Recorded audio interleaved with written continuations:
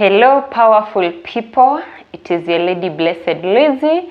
Welcome to this YouTube channel once again. For that person who is watching this video for the first time and you are new to this channel, please subscribe to this channel. Hit that notification bell on the all button so that every time I upload a video you'll be notified and you'll be informed about the videos that we'll be bringing up for you. For that person who has already subscribed, thank you so much for that, and may God bless you. Keep sharing these videos with your friends so that every other day somebody will be getting these things, somebody will be getting these videos and will be blessed together with you. So this channel is all about hope, motivation and encouragement, and I'd like to encourage somebody today. I'd like to give you some hope and motivation, and I'd like to tell you something that is very vital and important. It is that hope is the only thing that will carry you during your darkest moments. So if you have hope, then you are good to go. Now today I'd like to talk to us about the book of Exodus chapter 14 verses 1 to 30. I'll just give us a slight background info of that chapter for that person who has not read that chapter. Now it talks about the children of Israel, the Israelites being taken from the Egyptian land. Now God hardened the heart of Pharaoh, and Pharaoh decided to release these children of Israel. But again, after a while, after the children of Israel were gone and they had not reached far, now Pharaoh was like, what have I done? Like, really? Did I really allow them to go? You know, they were the slaves of the Egyptians. So when the Israelites left, now the Egyptians were like, oh, so we are the ones to do these things. We are the ones to do this job once again. And Pharaoh sent his chariots, his horses, his men. They went after the Israelites. And these Israelites came to a place whereby there was a Red Sea, and looking behind, they saw the chariots, the horses, the Egyptians coming towards them. And they were asking Moses, what? Didn't we tell you that we do not have graves in Egypt? These guys, they felt like it is better we die in Egypt rather than coming to die in the Red Sea. You know, the Red Sea, a sea is something that you cannot cross over by foot. And they did not have the ferries, they did not have the boat, they did not have anything that would help them to cross over, to go over the other side. But again, they had forgotten something that is very vital. They forgot who sent them there. They forgot they were directed and led by God, God himself.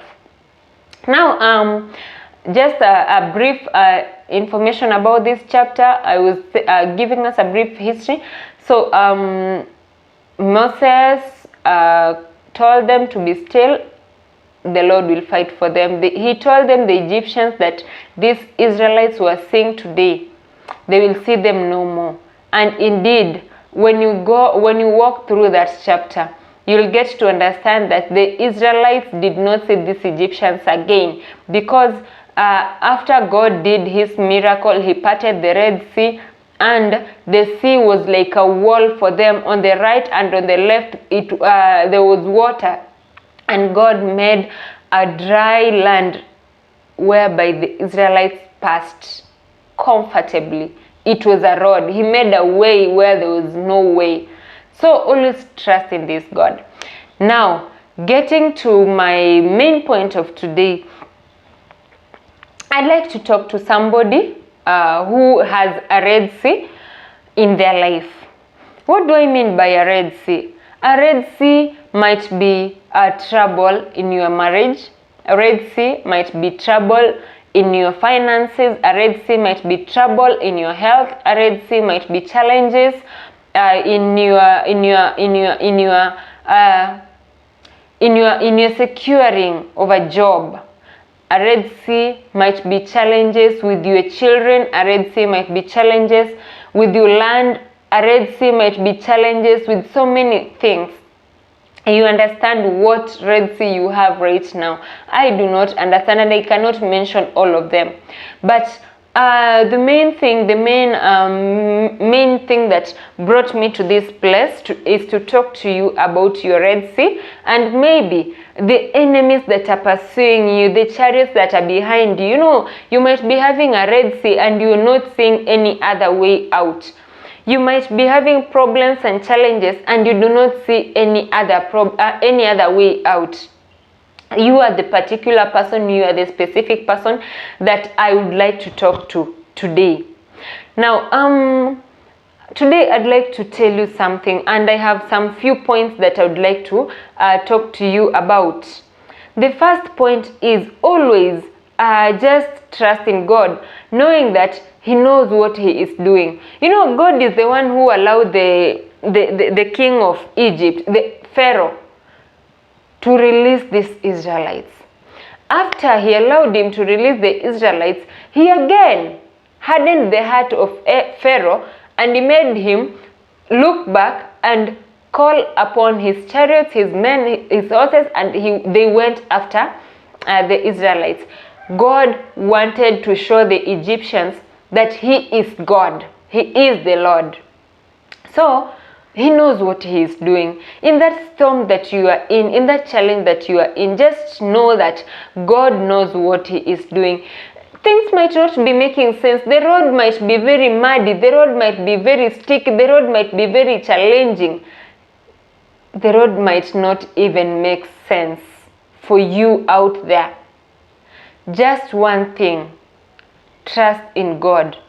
The timing might be even worse, but trust in God. Why do I tell us to trust in God? Because one, He knows our way. God knew that He is going to make the Israelites escape these people, these Egyptians. God knew that God knew there was a Red Sea, by the way. It did not get Him by surprise. He knew there was a Red Sea. But He ensured they follow that same route.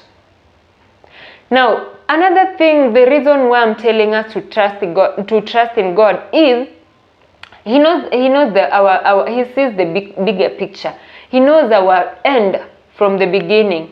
You might be there crying, you might be there feeling hopeless, but remember, God knows your tomorrow. Your tomorrow might be even greater than whatever you are facing today. Your tomorrow might be even greater than what you're thinking. Our God has the bigger picture of what our end looks like. Our God has a good thing, a good virtue, a good opportunity in store for you and I. So let us not lose hope. Let us remain motivated and encouraged and trust in Him. Another thing is, our God will always lead our way. Let us allow Him to lead our way. Let us not limit God. Let us not ask for direction from the sorcerers, the witches, the wizards. They will not help us. Their leading, their direction will only be for a short period. Let us not use our common senses to lead ourselves. Let us always allow God to lead our way. Because like for the Israelites, God led them. He used a pillar of cloud during the day to lead them. He used a pillar of fire during the night to lead them. He used an angel to go before them. Like when the Red Sea was opened and the Israelites were passing, God sent forth an angel who led the way for them. And after the last Israelite passed this Red Sea, you know, the horses, the chariots of the Egyptians were already coming after them. They were in the middle of the Red Sea. And after the last Israelite passed this Red Sea, the angel of God, if you read that very chapter, you'll get to understand that the angel of God again came back and was now leading from behind. So they were encamped round about by the angel. And when we'll allow God to lead us, then he will always send an angel that will take charge, that will always go before us to ensure that there is no attack that will get to us, because he is covering us, and he will also go behind us to ensure that there is no attack that gets us from behind. Meaning that our God knows our end from the beginning, and he knows the direction, he knows the way we are going. And when we allow him, when we let him lead us, then things will work well for us. Another thing is, most of us see our obstacles, but remember, in our obstacles, in our struggles, God sees opportunities. So in that struggle, in that challenge that you're going through, in that persecution that you're going through, always see an opportunity in that. God will always ensure that that trouble, that challenge that you are having, that obstacle that you are seeing today will become a stepping stone for your advancement tomorrow. Now, for so many people, we always see these troubles as a dark point. Yet, God is seeing an amazing plan for us in our future, our end. God is seeing an amazing plan, having an amazing plan for us, an amazing opportunity for us. So always trust in God, even in that situation that you're seeing right now, even in that you might be seeing yourself as somebody who cannot go far. My friend, let me tell you something. Always don't think ill, negative about yourself, because the Bible tells us, as you walk through the scriptures, you will get to understand the word tells us, as a man thinketh, so is he. So always ensure you think positively, you have good vibes about yourself. Another thing is, you do not focus on your problems. And I was talking about this thinking. You know, when you focus about on your problems and not on God, then problems will get even bigger. You'll be magnifying them in your thoughts. You'll be magnifying them in your own mind. So always do not focus on that problem. Always focus on God. And when you focus and trust in God, he will always fight for you. He will always show a way for you. From the abundance of the heart, the mouth speaketh. So something that most of us do not understand. You know, when we focus much about our problems, it now builds in us, and it now becomes abundant in us, that we know everything that we speak, anything that we speak is just problem. And you know, when you speak problem, when that is what you've nurtured in your heart. That is what you have from within you. And like I just said, from the abundance of the heart, the mouth speaketh. The mouth will speak what is in your heart. The mouth will speak what is in you. And when you speak this negativity, when you confess this negativity, you know, the Bible also tells us, whatever you confess is what you possess. So when you keep speaking negative about yourself, when you keep confessing negativity about yourself, then that is what will come to pass. Because it's like you're inviting the negativity, it's like you're inviting the problems. So always see success, always see an amazing end in that thing that you are in, that trouble, in that situation, in that challenge, in that circumstance that you are having. Another thing is God will always work on our behalf. Like for the Israelites, they did not know that God was going to work for them. They did not know that God was going to part the Red Sea for them to pass, and God was going to ensure that these enemies did not get hold of them. So God works in a very powerful manner, in a very powerful way for us. The only thing that we need to do is to obey him. The Bible tells us obedience is better than sacrifice. When God gives you a direction, when God gives you a leading, always follow it. Because something that most of us do not always understand is God's leading will never lead you astray. God will never lead you astray because He wants the best for you. In Jeremiah 29:11, He tells us that He has good plans for you. These plans are to bring you prosperity and not disaster. They're to give you hope. So when you having trust in God and obeying His instructions, then He's always going to lead you to the best place.